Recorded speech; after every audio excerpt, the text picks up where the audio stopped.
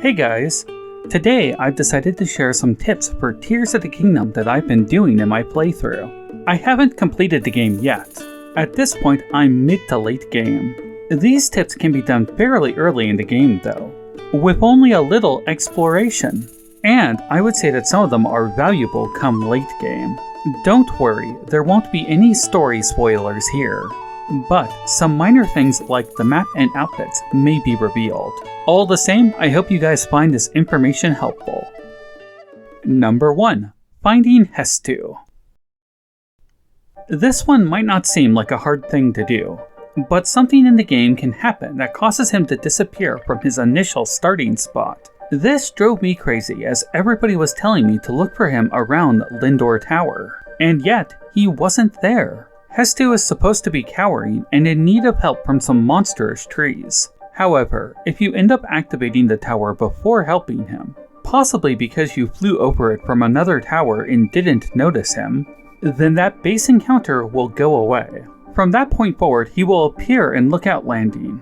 Have fun upgrading your weapon slots, and make sure to increase some space for your shields. More on that later. Number 2. Weapon Disassembly. As you play through the game, you will naturally want to fuse good materials to good weapons. Some of these rare objects come from bosses though, and they can't be put into your normal inventory, as they are designed to be fused on the spot with whatever you have on hand. As such, you might be a bit reluctant to use those weapons because you don't want to waste a resource. But it turns out the game has a mechanic to help with this. If you make your way over to Terrytown in the Akala region, you can pay Pelson 20 rupees to disassemble fused equipment. He is located right by the entrance of the town and will break them down into their separate pieces. This includes those special boss materials that I mentioned, the ones that normally can't go into your inventory. As such, you can refuse them with whatever weapons and shields you have on you. Just make sure to have a few good weapons on hand before you start. Number 3. Shield Storage. The cost of Korok seeds to expand your inventory will start to scale rapidly.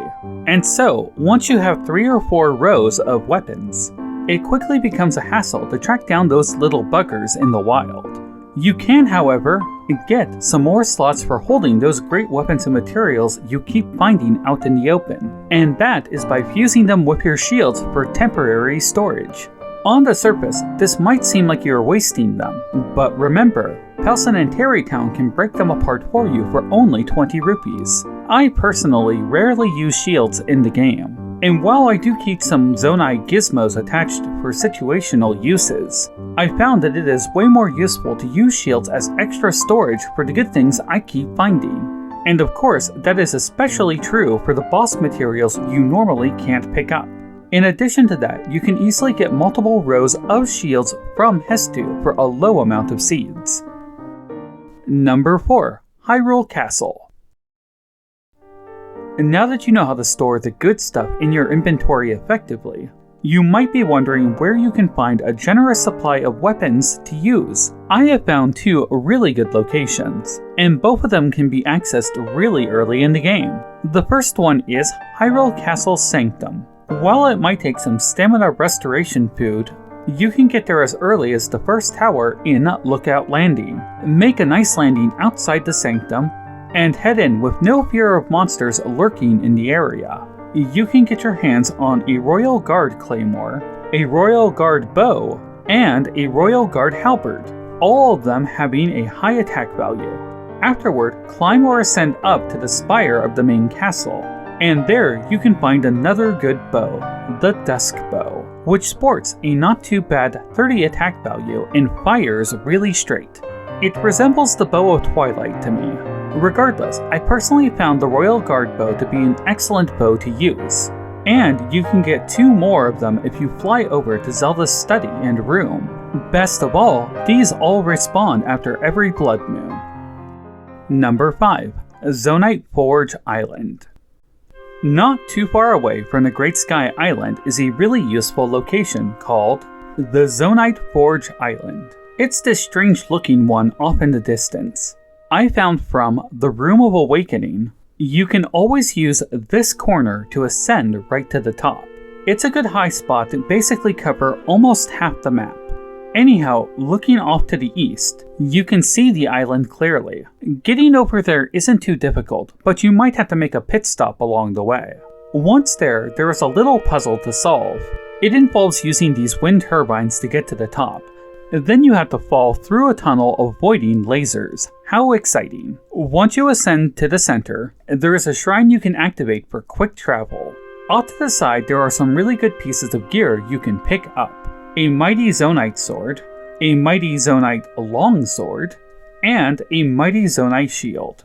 Each of these are pretty bulky on their own, but fusing Zonite materials to them gives them an extra punch, and just like with Hyrule Castle, these all respawn after the Blood Moon. Number 6. Blood Moon Cooking. Speaking of the Blood Moon, the mechanic from Breath of the Wild returns, where if you cook during the last half hour of the Blood Moon, all cooking will have a critical success.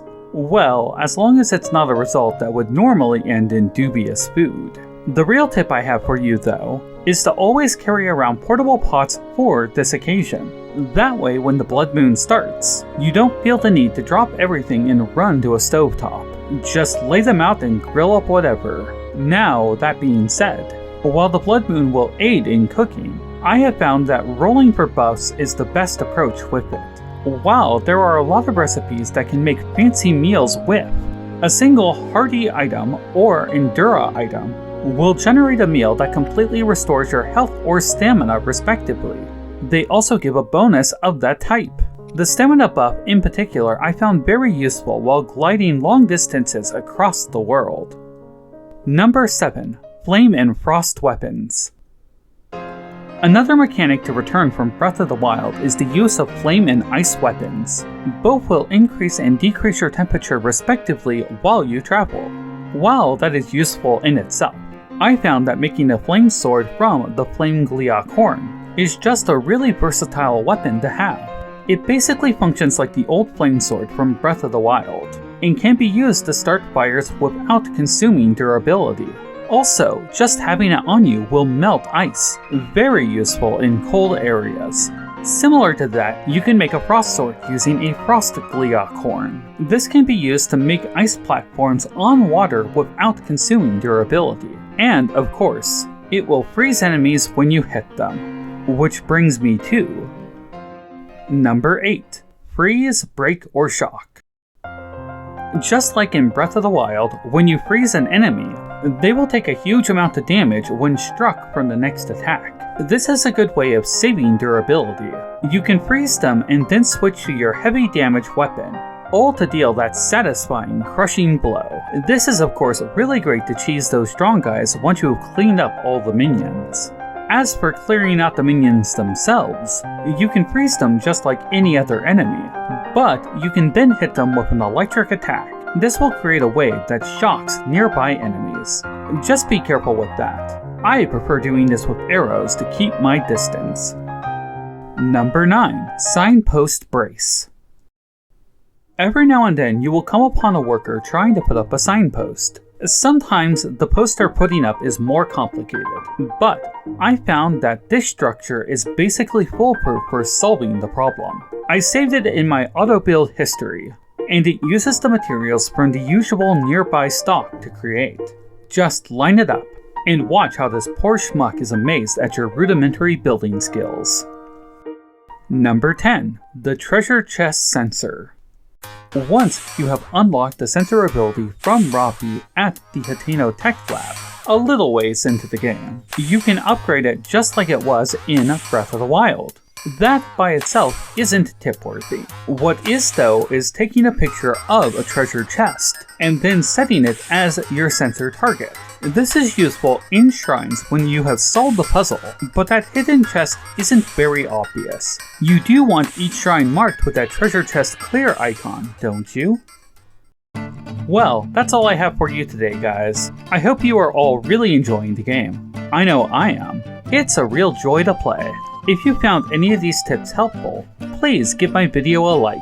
And maybe subscribe, that way you can catch the next one. I'm planning to put out more pixel tips in the future. For now, I'm going to give a shout out to my fabulous Patreons. If you want to help me out directly, head on over and join up.